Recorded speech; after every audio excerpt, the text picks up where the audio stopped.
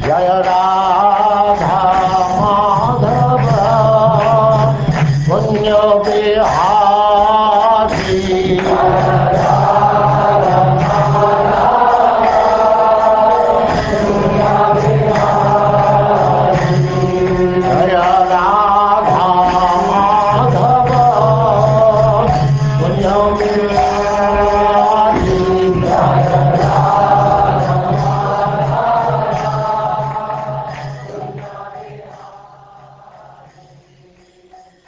And now, Chapter 14, King Pururava, enchanted by Urvashi.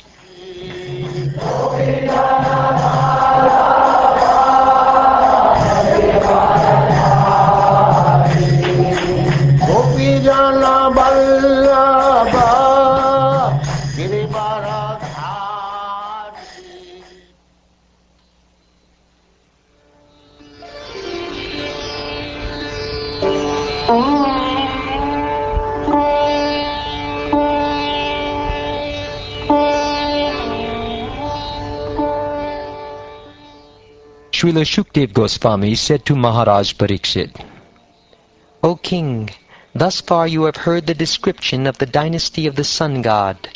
Now hear the most glorious and purifying description of the dynasty of the moon god.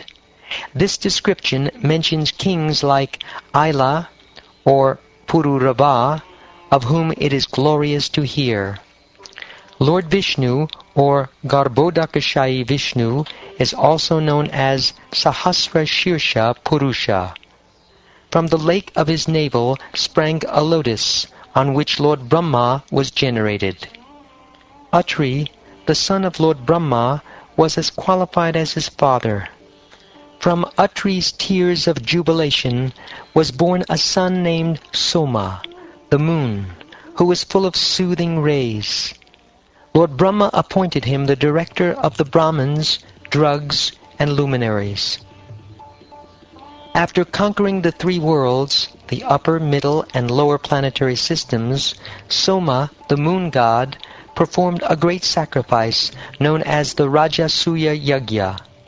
Because he was very much puffed up, he forcibly kidnapped Brihaspati's wife, whose name was Tara. Although requested again and again by Brihaspati, the spiritual master of the demigods, Soma did not return Tara. This was due to his false pride. Consequently, a fight ensued between the demigods and the demons. Because of enmity between Brihaspati and Shukra, Shukra took the side of the moon god and was joined by the demons. But Lord Shiva, because of affection for the son of his spiritual master, joined the side of Brihaspati and was accompanied by all the ghosts and hobgoblins. King Indra, accompanied by all kinds of demigods, joined the side of Brihaspati. Thus there was a great fight, destroying both demons and demigods, only for the sake of Tara, Brihaspati's wife. When Lord Brahma was fully informed by Angira about the entire incident, he severely chastised the moon god, Soma. Thus Lord Brahma delivered Tara to her husband, who could then understand that she was pregnant. Brihaspati said, "You foolish woman, your womb, which was meant for me to impregnate, has been impregnated by someone other than me. Immediately deliver your child. Immediately deliver it. Be assured that after the child is delivered, I shall not burn you to ashes. I know that although you are unchaste, you wanted a son. Therefore I shall not punish you." By Brihaspati's order, Tara, who was very much ashamed, immediately gave birth to the child, who was very beautiful, with a golden bodily hue. Both Brihaspati and the moon god, Soma, desired the beautiful child. Fighting again broke out between Brihaspati and the moon god, both of whom claimed, "This is my child, not yours." All the saints and demigods present asked Tara whose child the newborn baby actually was, but because she was ashamed, she could not immediately answer. The child then became very angry and demanded that his mother immediately tell the truth. "You unchaste woman," he said, "what is the use of your unnecessary shame? Why do you not admit your fault? Immediately tell me about your faulty behavior." Lord Brahma then brought Tada to a secluded place, and after pacifying her, he asked to whom the child actually belonged. She replied very slowly, "This is the son of Soma, the moon god." Then the moon god immediately took charge of the child. O Maharaj Parikshit, when Lord Brahma saw that the child was deeply intelligent, he gave the child the name Buddha. The moon god, the ruler of the stars, enjoyed great jubilation because of this son. Thereafter, from Buddha, through the womb of Ila, a son was born named Pururava, who was described in the beginning of the 9th canto. When his beauty, personal qualities, magnanimity, behavior, wealth, and power were described by Narad in the court of Lord Indra, the celestial woman Urvashi was attracted to him. Pierced by the arrow of Cupid, she thus approached him. Having been cursed by Mitra and Varuna, the celestial woman Urvashi had acquired the habits of a human being. Therefore, upon seeing Pururava, the best of males, whose beauty resembled that of Cupid, she controlled herself and then approached him. When King Pururava saw Urvashi, his eyes became jubilant in the ecstasy of joy, and the hairs on his body stood on end. With mild, pleasing words, he spoke to her as follows. King Pururava said, "O most beautiful woman, you are welcome. Please sit here and tell me what I can do for you. You may enjoy with me as long as you desire. Let us pass our life happily in a sexual relationship." O most handsome man, who is the woman whose mind and sight would not be attracted by you? If a woman takes shelter of your chest, she cannot refuse to enjoy with you in a sexual relationship. My dear King Pururava, please give protection to these 2 lambs who have fallen down with me. Although I belong to the heavenly planets and you belong to earth, I shall certainly enjoy sexual union with you. I have no objection to accepting you as my husband, for you are superior in every respect. My dear hero, only preparations made in ghee or clarified butter will be my edibles, and I shall not want to see you naked at any time except at the time of sexual intercourse. I accept your proposals. O beautiful one, your beauty is wonderful, and your gestures are also wonderful. Indeed, you are attractive to all human society. Therefore, since you have come of your own accord from the heavenly planets, who on earth would not agree to serve a demigoddess such as you?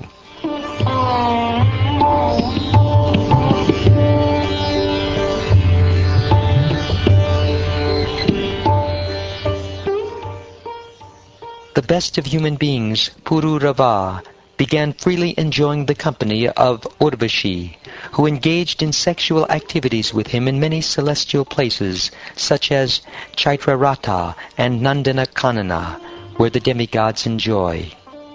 Urvashi's body was as fragrant as the saffron of a lotus. Being enlivened by the fragrance of her face and body, Pururava enjoyed her company for many days with great jubilation. Not seeing Urvashi in his assembly, the king of heaven, Lord Indra, said, "Without Urvashi my assembly is no longer beautiful." Considering this, he requested the Gandharvas to bring her back to his heavenly planet. Thus the Gandharvas came to earth, and at midnight, when everything was dark, they appeared in the house of Pururava and stole the 2 lambs entrusted to the king by his wife Urvashi. Urvashi treated the 2 lambs like her own sons. Therefore, when they were being taken by the Gandharvas and began crying, Urvashi heard them and rebuked her husband. "Now I am being killed," she said, "under the protection of an unworthy husband who is a coward and a eunuch, although he thinks himself a great hero. Because I depended on him, the plunderers have deprived me of my 2 sons, the lambs, and therefore I am now lost. My husband lies down at night in fear, exactly like a woman, although he appears to be a man during the day." Pururava, stricken by the sharp words of Urvashi, like an elephant struck by its driver's pointed rod, became very angry. Not even dressing himself properly, he took a sword in hand and went out naked into the night to follow the Gandharvas who had stolen the lambs. After giving up the 2 lambs, the Gandharvas shone brightly like lightning, thus illuminating the house of Pururava. Urvashi then saw her husband returning with the lambs in hand, but he was naked, and therefore she left. No longer seeing Urvashi on his bed, Pururava was most aggrieved. Because of his great attraction for her, he was very much disturbed. Thus, lamenting, he began traveling about the earth like a madman. Once, during his travels all over the world, Pururava saw Urvashi accompanied by 5 companions on the bank of the Sarasvati at Kurukshetra. With jubilation in his face, he then spoke to her in sweet words, as follows. O my dear wife, O most cruel one, kindly stay, kindly stay. I know that I have never made you happy until now, but you should not give me up for that reason. This is not proper for you. Even if you have decided to give up my company, let us nonetheless talk for some time. O goddess, now that you have refused me, my beautiful body will fall down here, and because it is unsuitable for your pleasure, it will be eaten by foxes and vultures. My dear king, you are a man, a hero. Don't be impatient and give up your life. Be sober and don't allow the senses to overcome you like foxes. Don't let the foxes eat you. In other words, you should not be controlled by your senses. Rather, you should know that the heart of a woman is like that of a fox. There is no use making friendship with women. Women as a class are merciless and cunning. They cannot tolerate even a slight offense. For their own pleasure, they can do anything irreligious, and therefore they do not fear killing even a faithful husband or brother. Women are very easily seduced by men. Therefore, polluted women give up the friendship of a man-wisher and establish false friendship among fools. Indeed, they seek newer and newer friends, one after another. O my dear king, you will be able to enjoy with me as my husband at the end of every year for 1 night only. In this way you will have other children, one after another.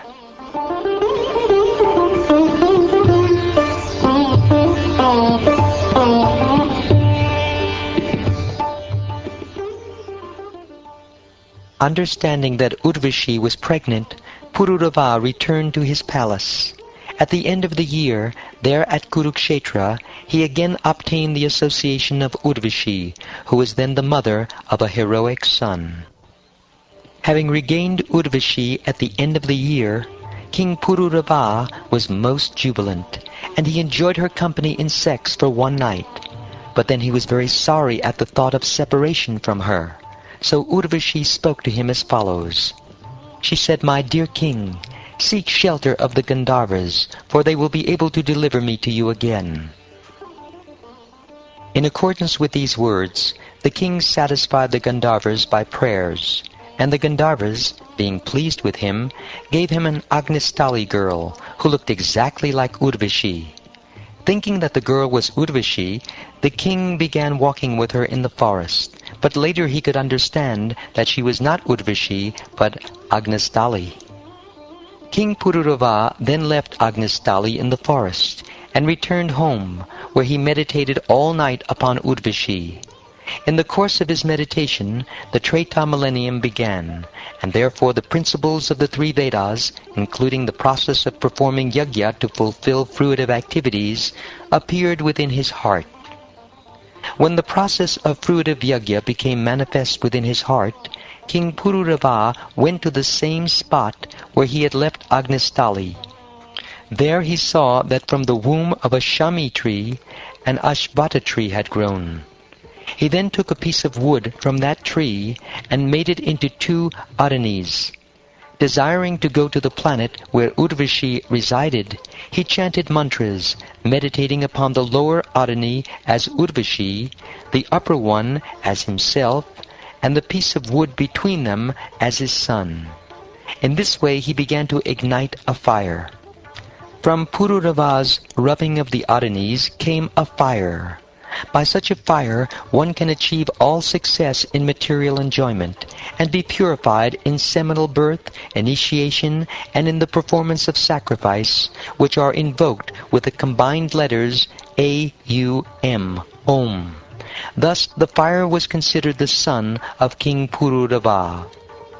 By means of that fire, Pururava, who desired to go to the planet where Urvashi resided, performed a sacrifice by which he satisfied the Supreme Personality of Godhead, Hari, the enjoyer of the results of sacrifice. Thus he worshipped the Lord, who is beyond the perception of the senses, and is the reservoir of all the demigods. In the Satya Yuga, the first millennium, all the Vedic mantras were included in one mantra, Pranava, the root of all Vedic mantras. In other words, the Atharva Veda alone was the source of all Vedic knowledge. The Supreme Personality of Godhead, Narayan, was the only worshipable deity.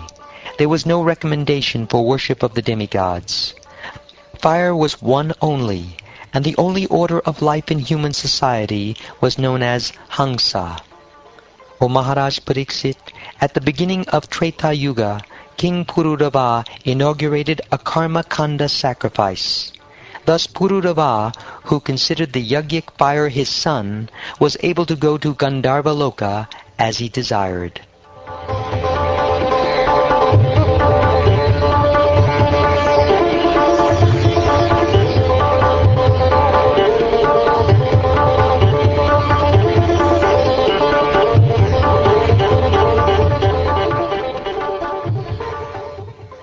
Thus ends the 14th chapter of the 9th canto of the Śrīmad-Bhāgavatam, entitled King Pururava Enchanted by Urvashi.